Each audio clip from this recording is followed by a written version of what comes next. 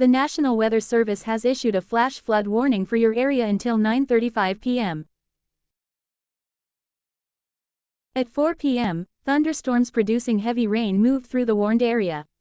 Up to 6 inches of rain have fallen. Additional rainfall of up to 2 inches are possible. Flash flooding is ongoing or expected to begin shortly. Flooding of small creeks and streams, urban areas, and rivers as well as other poor drainage and low-lying areas is likely to occur.